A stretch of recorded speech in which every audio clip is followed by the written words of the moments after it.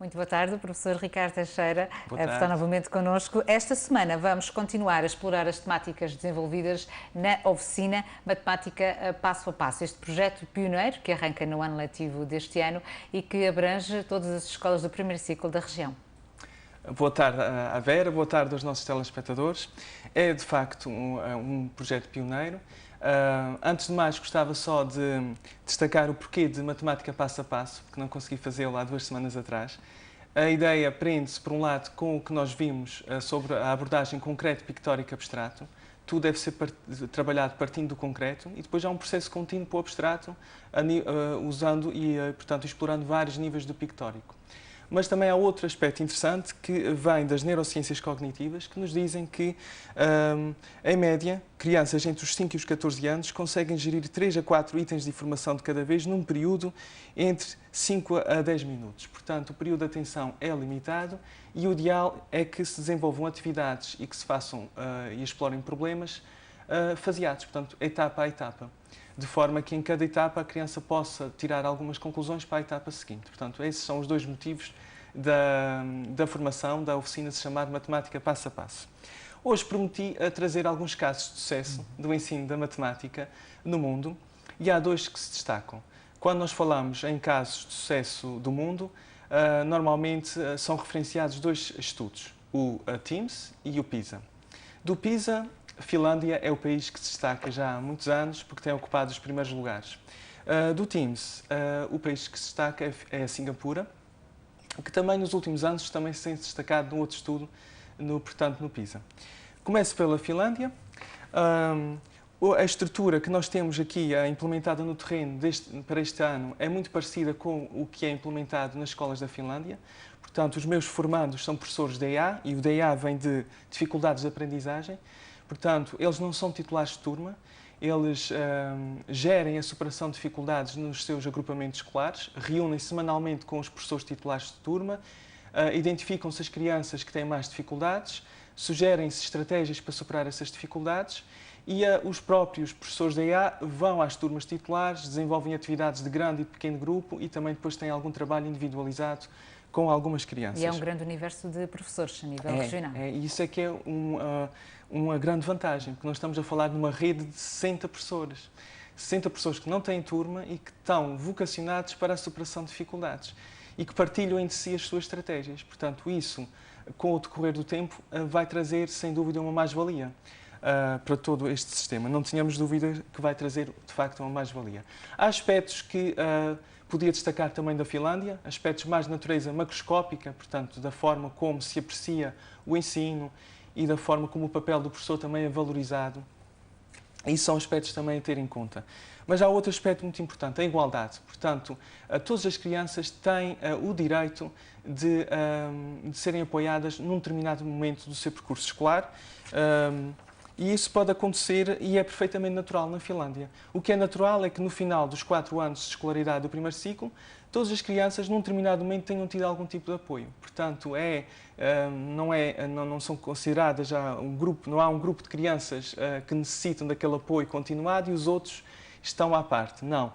Isso é um processo contínuo, uma avaliação semanal e todas as crianças têm esse direito de certa forma, verem as suas dúvidas ultrapassadas e numa fase inicial, o que é fundamental. Para consolidar as bases do conhecimento da matemática. É isso, Vera, é muito importante porque se nós tratarmos e resolvermos essas dificuldades logo, precocemente, não se faz aquele efeito de bola de neve. Depois, gostava também de falar do exemplo de Singapura. Singapura também destaca-se, sem dúvida, mas por outras razões totalmente diferentes, mais por aspectos microscópicos. O que é que eu quero dizer com isso? Pequenos pormenores no ensino da matemática que fazem toda a diferença nas nossas práticas. Mas antes de falar de alguns pormenores, gostava só... trouxe algumas fotografias. Exatamente. Não é? Gostava de mostrar a primeira imagem para localizarmos no nosso mapa Singapura. Singapura é uma cidade-estado localizada na ponta sul da Península Malaia, no Sudeste Asiático. Trata-se de um país insular constituído por 63 ilhas, próximo da Indonésia e, portanto, de certa forma, próxima de Timor-Leste. É uma ex-colónia do Reino Unido, por isso uma das línguas oficiais é o inglês, para além do chinês e do malaio e do tamil. Em 1965 tornou-se um Estado independente e desde então tem havido uma grande aposta na educação. este é um dos países que apresenta uma das maiores densidades populacionais do planeta. Tem cerca de 5 milhões de pessoas, portanto, metade da população portuguesa. E o que é que se caracteriza, então, o chamado método de Singapura? Qual é o exemplo que transporta para este método? Ora, há muitos pormenores que podemos aproveitar nas nossas práticas, nas práticas diárias do professor do primeiro ciclo. Desde logo a abordagem concreto pictórico abstrato, que já falamos aqui, e outros aspectos. Até tomei nota para não me esquecer de nenhum. Dá-se muita importância à capacidade de o aluno pensar sobre aquilo que está a aprender, a chamada metacognição. E para isso é fundamental a prática da oralidade na sala de aula. Estimula-se a oralidade, o explicar do raciocínio, e isso é muito importante. Deve-se trabalhar também cada conceito segundo múltiplas perspectivas, múltiplas representações, porque há umas crianças que aprendem melhor de uma maneira e outras que aprendem melhor de outra. Também a componente visual é muito importante. Já daqui a pouco vamos ver exemplos da componente visual e da importância que é dada a essa componente. Depois, os conceitos devem estar todos relacionados uns com os outros. É importante estabelecer conexões entre os temas matemáticos. Tudo deve estar relacionado.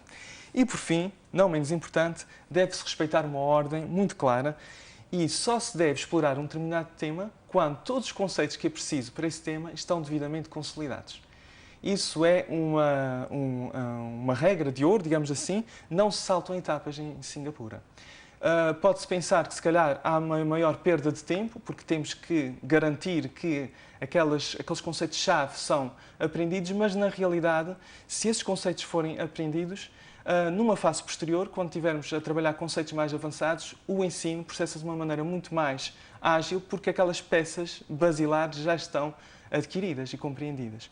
Portanto, há aqui uma série de aspectos que são muito importantes. E para dar o exemplo da ordem, da importância da ordem, eu vou explicar só em traços gerais o que é que os professores da EA, os 60 professores da EA, estão a fazer no terreno. São pessoas, em geral, com muitos anos de serviço, portanto, também são uma mais-valia aqui ao nosso projeto, e estão, neste momento, concentrados no primeiro ano de escolaridade, e o que estão a fazer é trabalhar a primeira dezena, e tudo de forma faseada, primeiro os números de 1 a 5, depois de 6 a 10, depois introduz-se o 0 como a ausência de objetos, e preocupamos com os 5 princípios da contagem. São conhecidos e há muita bibliografia sobre o assunto, e basicamente é importante que a criança conte em voz alta para percebermos se a sequência dos números está correta, se não salta, por exemplo, se não diz 1, 2, 4. Vai apontando para os objetos para termos a certeza que não salta ou que não conta objetos repetidos. Depois a questão da abstração, tudo deve ser contado. Objetos, sons, tudo deve ser objeto de análise e de contagem. Depois também temos o princípio de invariância, portanto, o resultado final, o número final de uma coleção de elementos não depende do sítio onde começa a contagem e onde termina. E, por fim, o princípio do cardinal, em que o último elemento a ser contado é aquele que me indica o número de conjuntos. Portanto, só para dar uma ideia geral... Todos esses fases que o professor está a indicar já estão a decorrer no terreno, porque o ano letivo já vai mais ou menos a meio do primeiro período. Exatamente, já estão a decorrer no terreno.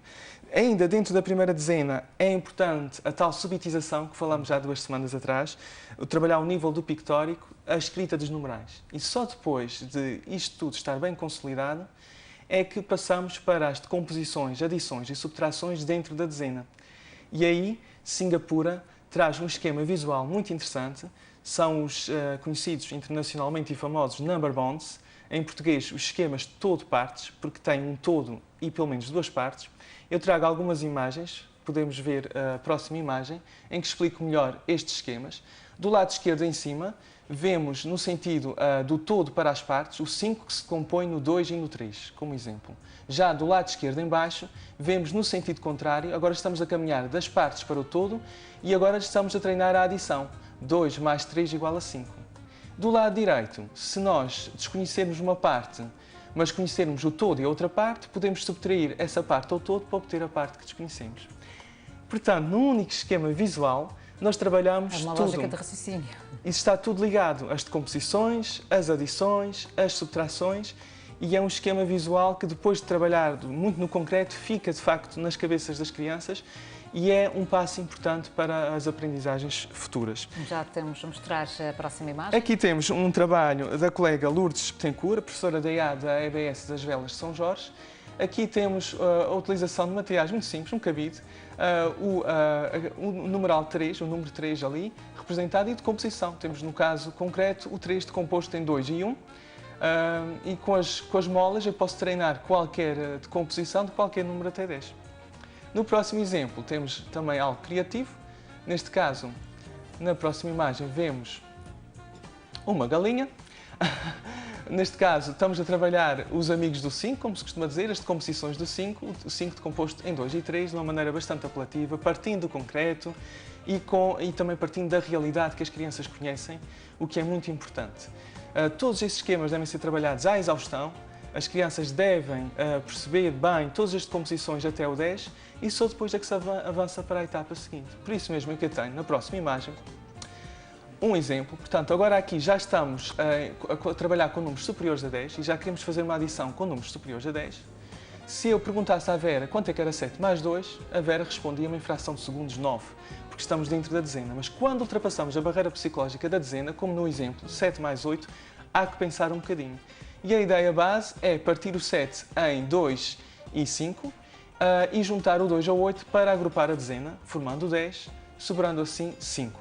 E, portanto, este mecanismo só é possível perceber se estiverem consolidados os esquemas de todo partes dentro da dezena. Por isso é que é um exemplo de como tudo tem que ser feito passo a passo, etapa a etapa, e não se podem saltar etapas.